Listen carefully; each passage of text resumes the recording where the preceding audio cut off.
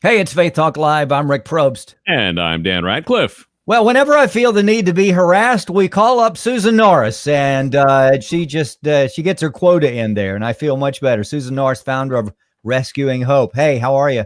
I'm doing great. How are you today?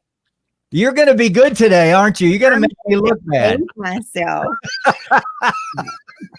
No confetti bombs or anything like that? I'm in my office. I don't want to do anything like that in my office. Oh, I see. Only in our office. I bring that to you. I see. Yeah, for those of you that don't know the story, I don't know if it was 2 or 3 years ago. Maybe it was last year. I don't know. I've lost count of years and days. When you get older, you forget, but it was 3 years ago. Yeah. Well, all of a sudden, out of the blue, we were live on the air. I don't remember. She pulls out this confetti popper, and it just explodes everywhere, and it just shocked us both. I was speechless.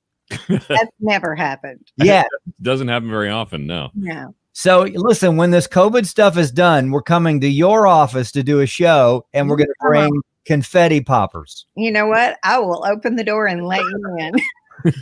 Susan Norris is the founder of Rescuing Hope. January is Human Trafficking Awareness Month, and we wanted to talk to her, catch up with her.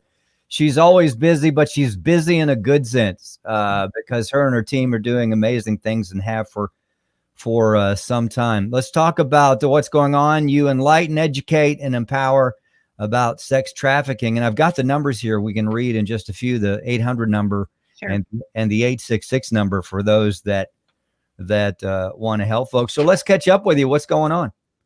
Well, COVID has definitely changed the way that we've been able to work. We've taken to Zoom and other platforms. I've worked on more platforms, Blue Jean, you name it. I learn a new platform every day to do training. So we're still trying to do our first responder training. We're starting to do our awareness events online as well. It's obviously not as exciting to sit and talk to a computer screen versus a room full of people where you really get more interaction and more engagement. But the information is too important to stop until we can gather again. So we've been doing that.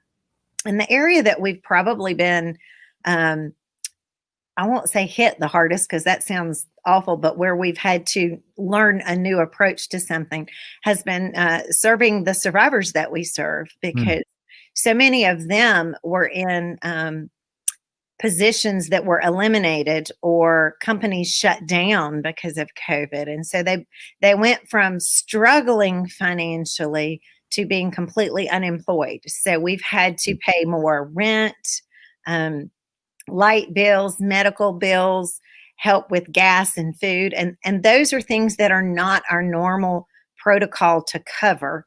It's not part of our normal standard of care, but our board has recognized that we're in very unprecedented times and that we simply have to help everyone stay above water, so to speak. And so we've had to do that.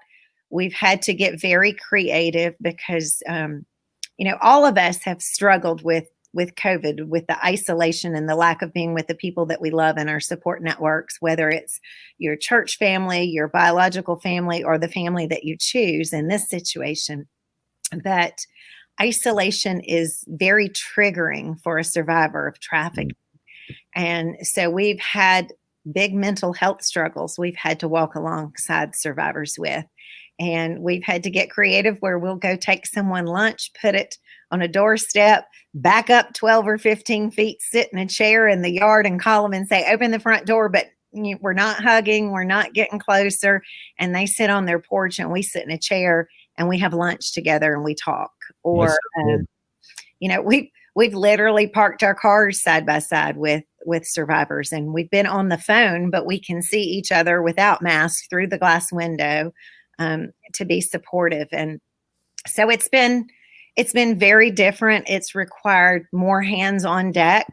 We have a wonderful caseworker, Wanda Steverson, who is doing work with the survivors, but it's required more of our staff, even those who don't normally focus on the daily interaction with survivors, to do so that we can help them navigate this as well. And we've been very blessed We did lose some financial support because of coronavirus, but we've also had some people step up and give very surprising gifts, very timely gifts, so that we can continue to do what we're doing. Wow. So I would have thought that, COVID being around would just put a dent in sex trafficking and just make it go away. I say that tongue in cheek, of course, but obviously that is not the case. No, that is not the case. I mean, the law enforcement officers that we work with, they're still making arrests. They're still finding victims.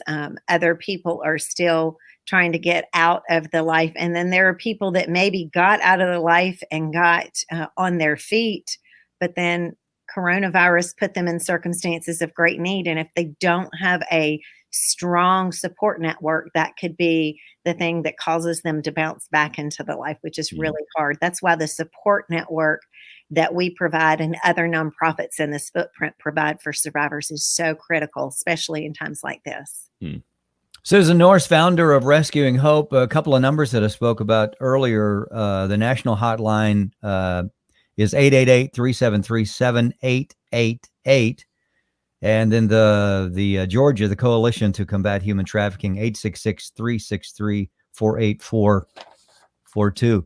I guess I didn't even think about the survivors with their jobs. So it would be more taxing on you guys. And thank you for stepping up, and instead of saying, "Oop, sorry," it's crucial for these survivors to go on. What else? Obviously you're ministering to them with paying bills and food, etc. But how are they feeling? Do they have an optimistic outlook because of what you've done for the future? Let's say 2021, or are they? It varies on the day.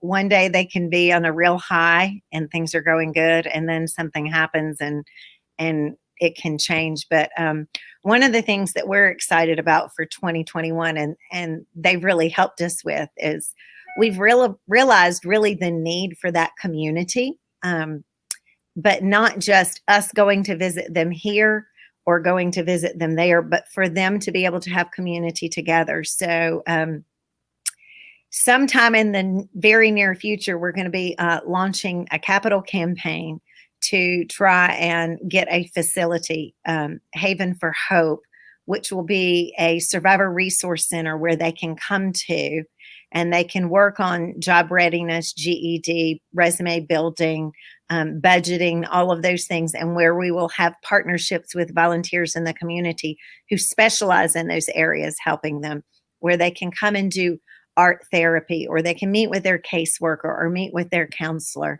where we can do our whole group curriculum. We've started doing Ending the Game, which is written by survivors for survivors to help them overcome trauma, where we can teach them cooking lessons and things, life skills, but also where we can just come and watch a movie together and laugh. And it will be a place where our offices will be a small portion of that. So even during the workday, when we don't have an organized, pre-planned, some type of event for the survivors, if they just need to be around people where they feel safe, or if they need to come take a nap on a sofa, or if they want to come and meet a survivor sister, as they refer to each other, and hang out in a safe place where they don't have to worry about someone overhearing their conversation or worried about what they're saying, that they can come there. And it would be open 5 days a week, and we would have staff there. And it would also be a great way for the community to really plug in and get to know and connect and to our mission, because we do meet the survivors individually and work an individualized action plan and don't have a safe house for residential care. We haven't had a means for as much community engagement and a means for the survivors to engage with one another on a consistent basis. And so Haven for Hope will give us the opportunity to do that. Love that. So what can folks sitting at home watching, thinking, well, I'm stuck at home, I can't do anything. How can they help you out, Susan?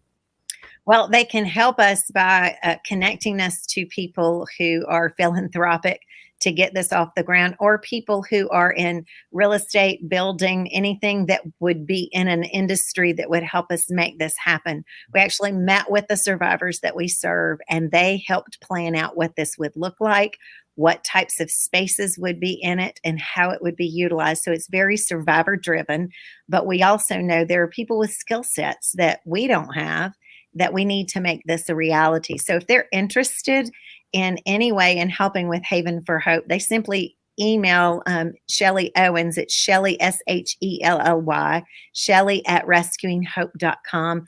Let her know that you want to get involved some way, whether it's monetarily, volunteering, or you have the ability to open doors, and Shelly will get you plugged in and make you part of this big, exciting event that we have going on, making this happen. Now, is there a specific geographic location you're looking for, or are you just kind of flowing with it to see what comes up and then make a decision? I mean, it would be the heart of Atlanta would be the perfect place, or Gwinnett County, or where would the place be? We actually really want to be kind of in the 285-75 area near Truist Park.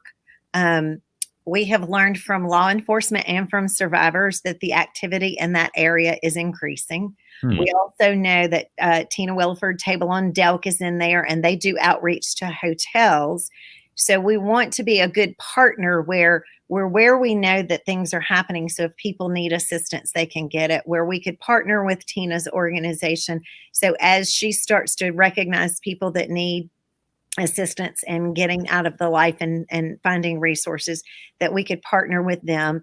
It would also put us very close to interstate travel, which makes it easier for those who have cars to find us. It's close to the bus station. So we're trying to make it as easy to locate for those who need the services, but not so much for other people. Right. So good. Susan Norris, Rescuing Hope. Real quick, we got to take a break in a second. But I want to ask you, how have you grown in the last 10 months? You?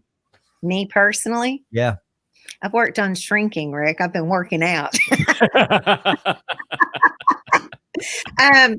Honestly, I've learned more about resilience by working with these young women. And I have also really looked at what are we doing well, and what helps us be better. And we've tried to go through everything with a fine tooth comb and figure out what are we doing that works well, what are we not, and get it better. And, I've taken that same approach in my personal life.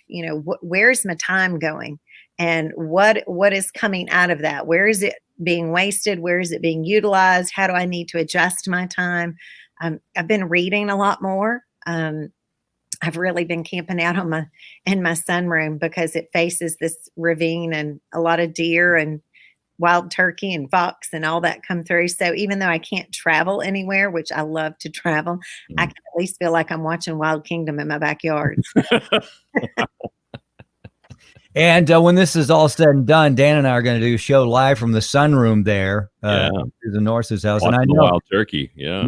Mark Norris will take good care of us because he loves us, and we continue to pray for him and intercede for him.